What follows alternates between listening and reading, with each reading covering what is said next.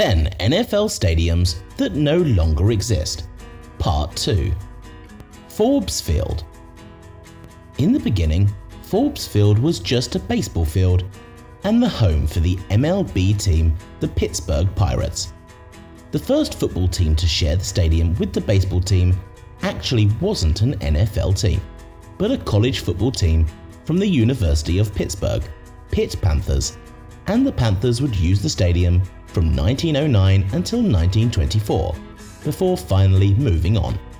The college football team would have 5 undefeated seasons in the stadium. This stadium was a sort of a holy ground for football. In 1933, an NFL team would be founded under the name the Pittsburgh Pirates. So not only did an MLB team have to share their stadium with an NFL team, they would also have to share their name as well. Today, this NFL team goes by the name the Pittsburgh Steelers. They had their first game on September 3rd, 1933, against the New York Giants at Forbes Field, and suffered an embarrassing defeat, losing 23-2, disappointing the owner. That one loss seemed to set the tone for the Steelers during their time at the stadium, as the team wouldn't have a winning season until 1942. If there is one memory the Pittsburgh Steelers franchise can take away from this stadium, it was when the Steelers faced off with the New York Giants on November 30, 1952, in a snowy showdown. The Steelers not only beat the Giants in that game, but set multiple records, scoring 9 touchdowns. The end score was 63-7, and when the game was over, fans stormed the field in excitement and took down the goalpost celebrating. Even though the Pittsburgh Steelers could have called Forbes Field's home for a long time, after the University of Pittsburgh bought the stadium, the NFL team would still be moved to the Pitt Stadium, a larger and better stadium. The last game the Steelers played was on the 1st of December 1963. Forbes Field would go on to be the home for the Pittsburgh Pirates until 1970, after the MLB team chose to move on to another stadium as well. After suffering 2 fires, Forbes Field was demolished in 1971. Some remnants of the ballpark still stand, surrounded by the campus of the University of Pittsburgh. Hagemeister Park. Out of all the NFL football stadiums in history, Hagemeister Park has to have the shortest lifespan. This is a football stadium that not many NFL fans can remember. It's something you would have had to be there for. Hagemeister Park was the home for the Green Bay Packers from 1921 until 1922, the team's first 2 seasons in the NFL. Unlike so many other football stadiums, Hagemeister Park wasn't a multi-purpose stadium. It probably had something to do with the fact that there was no real stadium for the Packers to play in. Hagemeister Park was simply just a sandlot that would be roped off from the fans during the game. Most fans would just stand on the sidelines to watch the game unfold, whilst others would sit on top of their cars. There was a small grandstand for fans to sit on one side of the field, but they would be charged a fee. Plus, watching on the sidelines had to be more fun, especially considering during halftime, some of the fans would join in on discussions. The players would just be on the opposite side of the field. Hagemeister Park was torn down in 1923 to make way for Green Bay East High School, and the Green Bay Packers would move on to Bellevue Park. Hagemeister Park wasn't the most expensive and lavish football stadium, but it gave the fans and the Packers an unforgettable experience with each other. This video is sponsored by Yahaha Studio. Are you tired of playing the same games? Here at Yahaha Studio, you can create your own original and creative game that is your masterpiece without code knowledge, and you can get started in minutes. Yahaha Studio features an easy interface that allows you to create a video game with the click of a button and no coding knowledge. Beginners and experts alike will be able to make a great video game with ease. All you have to do is select a template, select edit mode, add different 2D and 3D assets,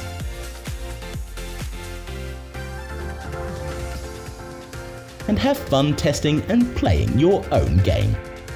Yahaha is a new way to create professional, interactive, and immersive virtual reality experiences. Tell a story, create an interactive environment, or explore the depths of outer space within VR. With Yahaha, anyone can do it. Click the link below and start creating a video game today and create an experience that will last forever.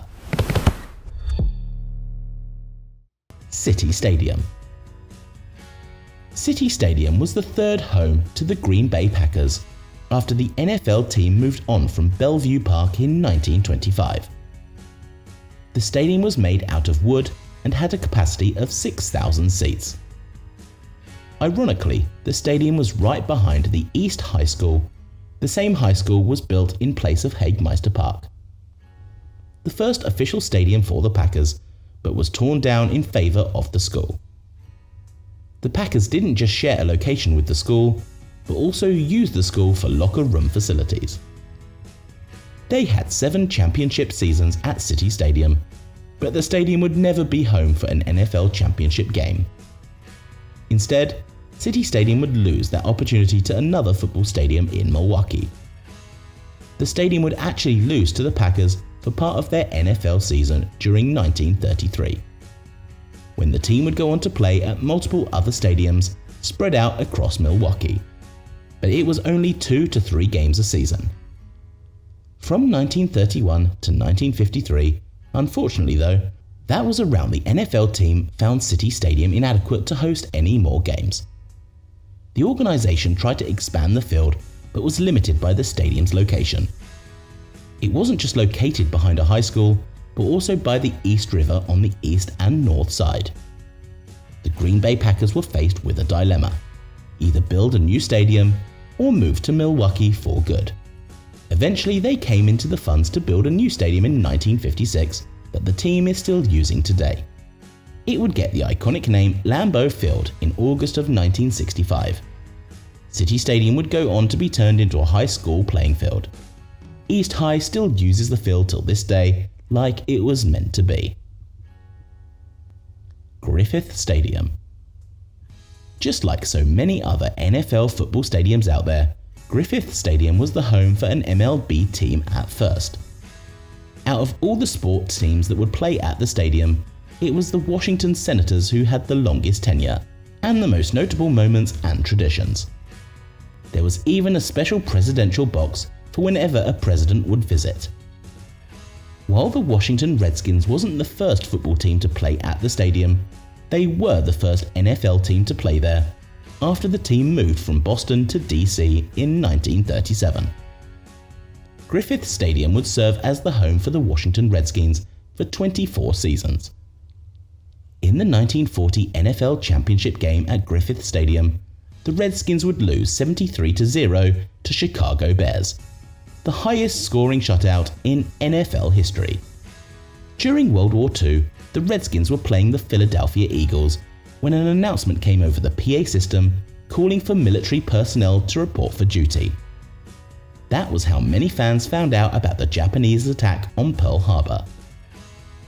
At some point in 1961, the Redskins would move to a new stadium, Robert F. Kennedy Memorial Stadium in DC, and a year later a new Senators team would join them. The last game played there was a baseball game that only drew in a crowd of 1,500 people. In the end, the stadium lost its value after the original Senators moved to Minnesota because of a lack of attendance by fans. Griffith Stadium had no purpose after the departure of the MLB and the NFL. No one else showed interest in using the stadium for an event, and for years it just sat slowly deteriorating.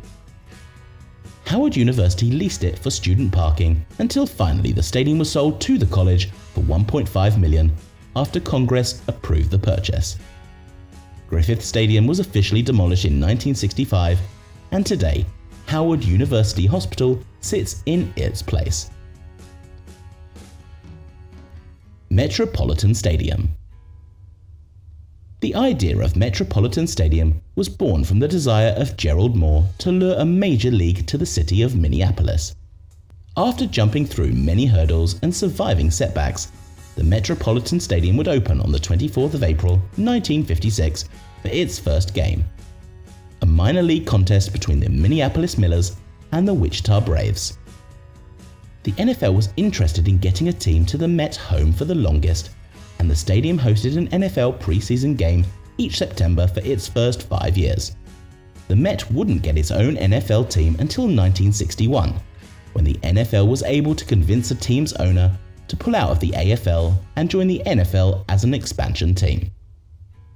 The name of the team was the Minnesota Vikings, and when it was time for the Vikings' first game, the Met had just undergone renovations to expand the stadium. Although even with the expansion, it was obvious the Met was built for a baseball team and not really built for football. There was hardly any room for the end zones, and fans had to travel a distance to reach the grandstand. Eventually, wooden bleachers were brought out to the field for the fans to be closer to the game.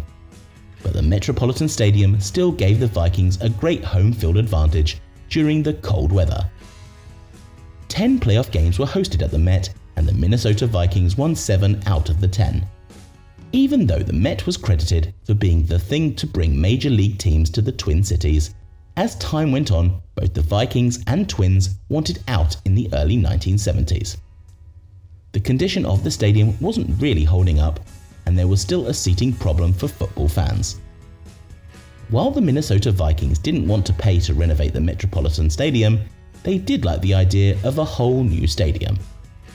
The Twins got in on the discussion where they heard about the idea of a dome stadium which would benefit teams during the cold season. The idea came to life and was rushed, leading to the birth of Herbert H. Humphrey Metrodome, which was completed in 1982. The Minnesota Vikings continued to play there along with other sports teams despite the falling conditions of the stadium until the Metrodome was completed. The last game the Vikings played at the Met was on December 20th, 1981. Although the last game ended in a riot with fans determined to take a souvenir home with them.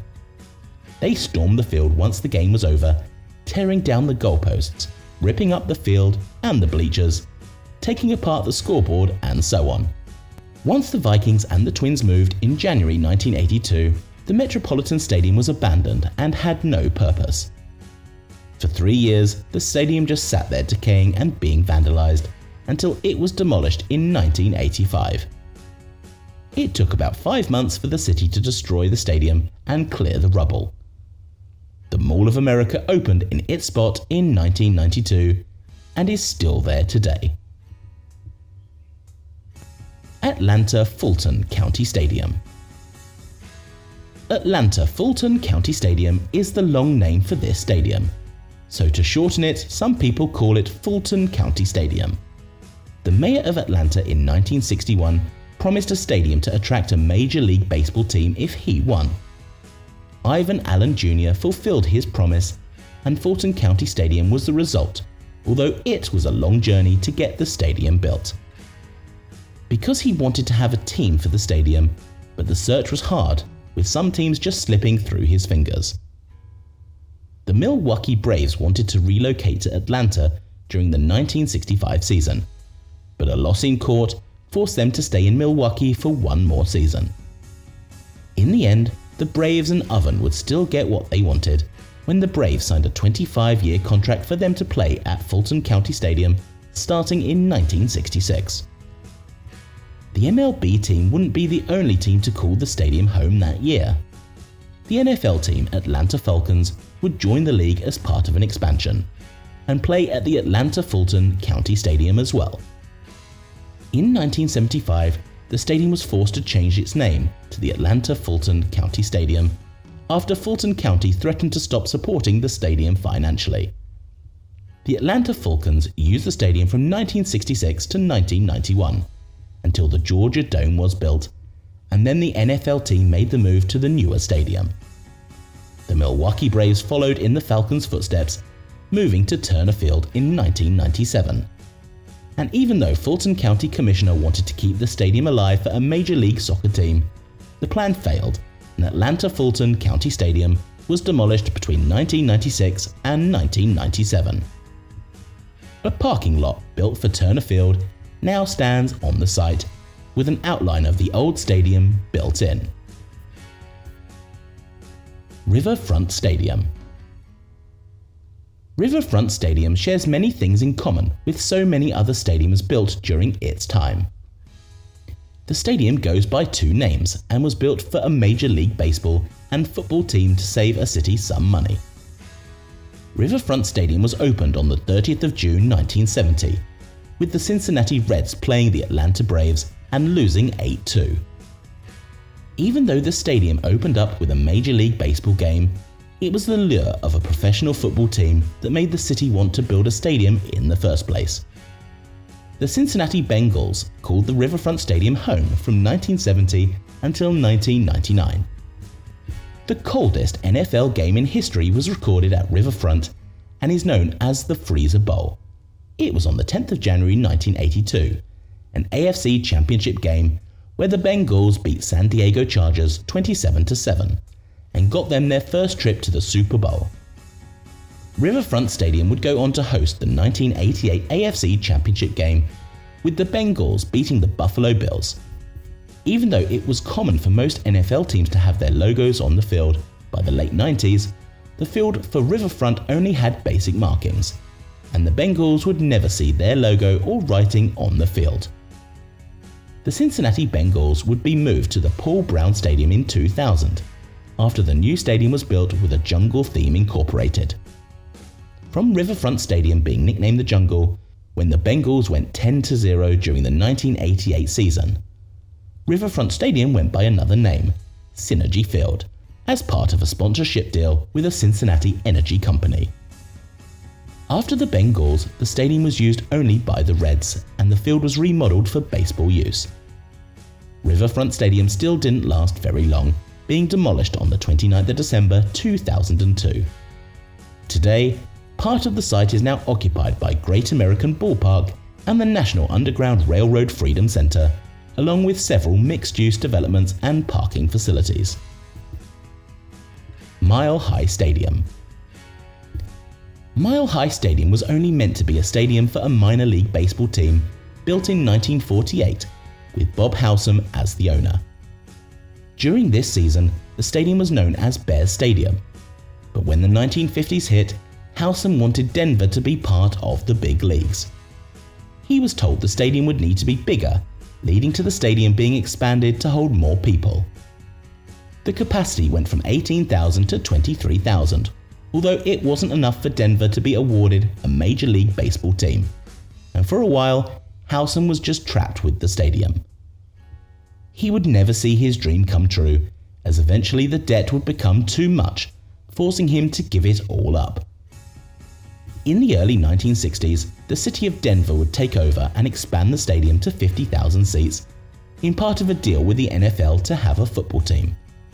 The stadium was nicknamed the Mile High Stadium and became the home of the Denver Broncos.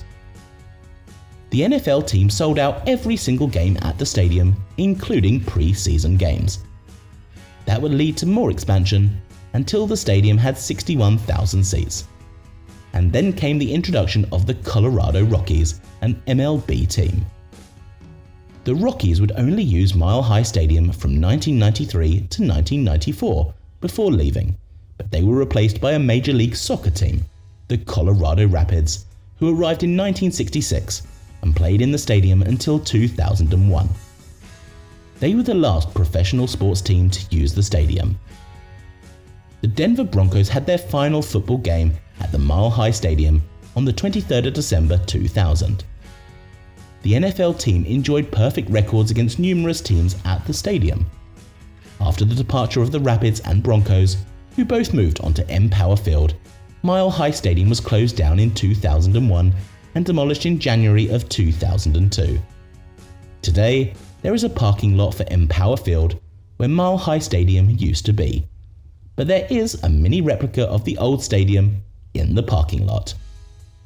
Foxborough Stadium. Foxborough Stadium has had many name changes during its tenure. When it was first built, it was called Schaefer Stadium and was solely the home for the New England Patriots, an NFL team. It's one of the few stadiums on the list built only for football. Boston tried to get a professional football team for years before the Patriots came along, but every attempt was thwarted. Because the city didn't have a grand enough stadium to meet the NFL 50,000 seat requirement, but through private funding, Foxborough came to life and served as the home for the Patriots from 1971 until 2001. The stadium went through a name change in 1982 after they lost the rights to Schaefer and settled on the Sullivan Stadium, which came into effect on the 23rd of May 1983.